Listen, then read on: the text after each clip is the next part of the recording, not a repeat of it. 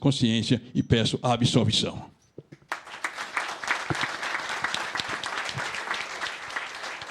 Para seu voto fundamentado, o presidente da Associação dos Juízes do Rio Grande do Sul, AJURES, João Ricardo dos Santos Costa.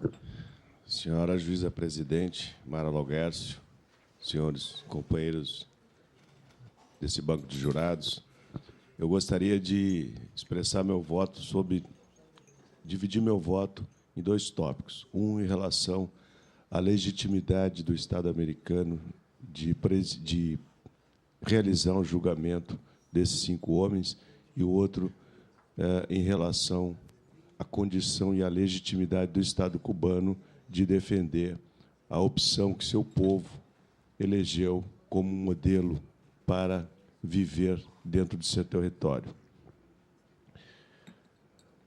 O primeiro tópico, rigorosamente, encerraria o julgamento. Não precisaríamos entrar no segundo, no que diz a legitimidade de um povo se defender. Mas eu pretendo, diante da ausência de regras dogmáticas, e que bom que é assim esse tribunal, eu pretendo abordar os dois temas. Primeiro, em relação à legitimidade do Estado americano. Um Estado que tem como política de desenvolvimento o terrorismo internacional. Um Estado que tem um exército privado, um exército que decide aonde e quando irá travar as guerras, um exército que cada vez mais produz vítimas civis e não militares a cada guerra que implementa, um exército que, nesta América Latina, liquidou com quase todas as democracias, um Estado que produziu muitos presos políticos, como esses 5, como sabe muito bem a nossa presidente, Mara Laguercio. Um Estado que faz da catástrofe um meio de desenvolvimento econômico. Um Estado, nessas condições, não tem legitimidade alguma de estabelecer um julgamento ou levar a julgamento 5 pessoas que foram designadas pelo seu país para proteger o seu povo desse próprio Estado terrorista. Nesse aspecto, vejo como absoluta ilegitimidade do Estado americano de promover esse julgamento, portanto, entendo como nulo, completamente nulo, nulas as decisões, as sentenças, até algumas surreais, 2 condenações por prisão perpétua, certo? Face da religiosidade do povo americano, acreditando que uma pessoa pode ser condenada aqui, depois, no outro plano, cumprir o resto da pena.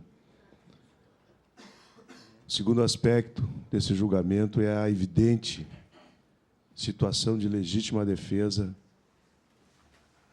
de um povo inteiro que esses 5 heróis que estão sob julgamento estavam exercendo no momento de sua captura. Um povo que cometeu o grande crime de escolher um modelo de desenvolvimento, um modelo de sociedade que acabou resultando em índices de desenvolvimento social extremamente agressivos para um país capitalista, que não consegue sequer igualar seus índices com um país que, na sua ótica, é pobre. Um país que, com todo o embargo econômico, continua agredindo o império com seus índices de desenvolvimento humano. Um país que continua insistindo no seu modelo e tem muito limitadas suas formas de defesa. E, ao criar um sistema de inteligência para denunciar os terroristas que, em um território de um Estado terrorista, estava promovendo atos de terrorismo em seu território, como forma de defender seu povo, tem toda a legitimidade de entrar no território do inimigo para proteger seu povo. Nesse aspecto, então, eu reconheço a absoluta ilegitimidade do povo cubano em exercer essa defesa, o que é uma causa excludente de responsabilidade nesse caso.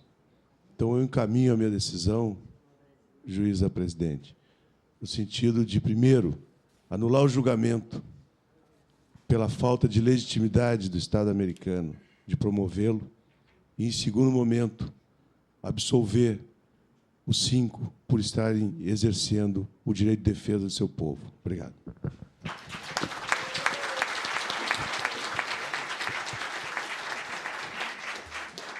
Para seu voto fundamentado, o procurador do Estado e dirigente da ACJM Rio Grande do Sul, Silvio Jardim.